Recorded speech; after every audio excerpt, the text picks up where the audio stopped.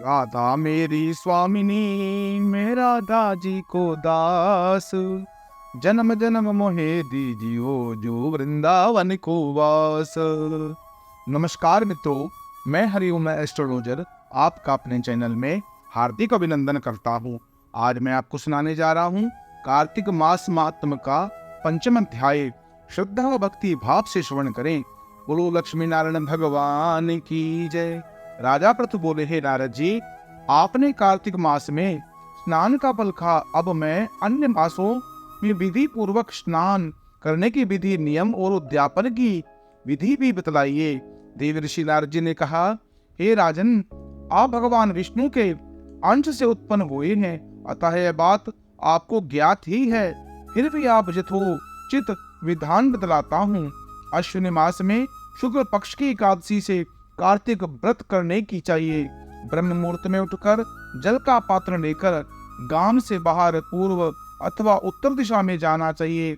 दिन में संध्या काल में कान में जनेऊ चढ़ाकर पृथ्वी पर घास बिछाकर सिर को वस्त्र से ढककर मुंह को बलि भांति बंद कर कर थूक व श्वास को रोककर मल मूत्र का त्याग करना चाहिए।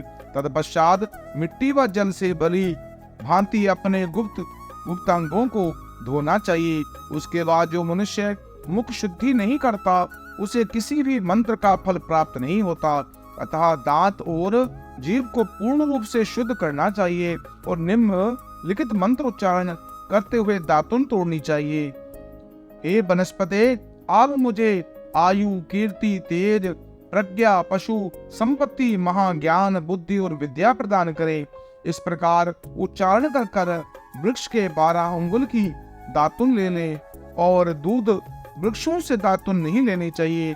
इसी प्रकार कपास, कांटेदार वृक्ष अथवा जल हुए वृक्ष से भी दातुन नहीं लेना चाहिए, जिससे उत्तम गंध आती हो, जिसमें टहनी कोमल हो, ऐसे वृक्ष की ही दातवन ग्रहण करनी चाहिए। ऐसे में प्रतिपदा, अमावस्या, नवमी, छठी, रविवार को चंद्र तथा सूर्य ग्रहण में दातुन नहीं करनी चाहिए। तत्पश्चात बलि भांति स्नान कर कर फूल माला, चंदन और पान आदि पूजा की सामग्री को लेकर प्रसन्न चित्त व भक्ति पूर्वक शिवालय में जाकर सभी देवी देवताओं की अर्घ, आचमनी आदि वस्तुओं से पृथक पृथक पूजा कर कर प्रार्थना एवं प्रणाम करना चाहिए। फिर भक्तों के स्वर में स्वर मिलाकर श्री हरि का कीर्तन करना चाहिए। मंदिर में जो गायक भगवान श्री हरि का कीर्तन करते हैं, उनको माला, चंदन, तांबुल आदि से पूजन करना चाहिए, क्योंकि देवालयों में भगवान विष्णु को अपनी तपस्या, योग, दान द्वारा प्रसन्न करते, परंतु कलयुग में भगवत गुणगान का ही भगवान हरि को प्रसन्न करने का एकमात्र साधन माना गया है। नारद जी ने राजा पृथु से बोले, हे राजन, एक बार मैंने भगवान से पूछा था कि प्रभु, आप सबसे अधिक कहाँ निवास करते हैं? उनका उत्तर देते हुए भगवान ने कहा, हे नारद, मैं वैकुंठ या योगियों के हृदय में निवास नहीं करता, अपितु मेरे भक्त मेरा कीर्तन करते हैं, मैं वही निवास करता हूँ। जो मनुष्य चंदन, माला आदि से मेरे भक्तों का पूजन करते हैं, उनसे मेरी ऐसी प्रीति होती है जैसे कि मेरे पूजन से भी नहीं हो सकती। नारद जी ने फिर कहा, हे श्रीश, धतूरा, गिरजा, चमेली, केसर, कदार, कटहल आदि फलों व चावलों से भगवान विष्णु की पूजा नहीं करनी चाहिए।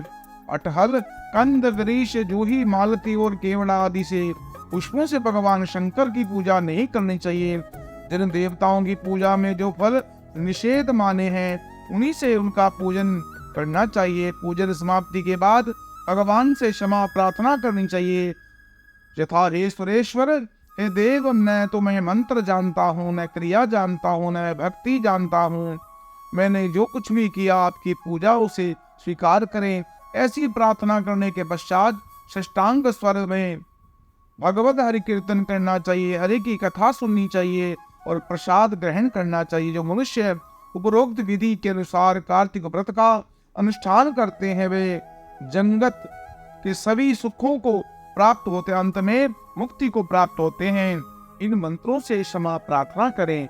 मंत्रहीनम क्रियाहीनम भक्तिहीनम जनार्दन यद पूजितं मया देव परिपूर्णं तदस्तु मेव। आह्वानं न जानामि न जानामि विसर्जनं, पूजं चैव न जानामि क्षम्यतां परमेश्वरः। पापोऽहं पापकर्माहं पापात्म पापसंभवा, त्राहि मां पुंडरीकाक्ष सर्व पाप हरो भव। इस प्रकार प्रार्थना करने से भगवान मनुष्य के किए गए जाने अनजाने में समस्त शाप ताप दूर करते हैं और अपनी कृपा उन्हें प्रदान करते हैं और उन्हें मुक्ति प्रदान करते हैं। अंत में ऐसा मनुष्य वैकुंठ धाम को प्राप्त होता है। मित्रों, इस पुण्यदायिनी कथा को आप अपने इष्ट मित्रों से शेयर करें और अन्य सुंदर सुंदर भगवान की कथाओं को सुनने के लिए अपने इस चैनल को सब्सक्राइब करें और कमेंट बॉक्स में ओम लक्ष्मी नारायण अवश्य लिखें।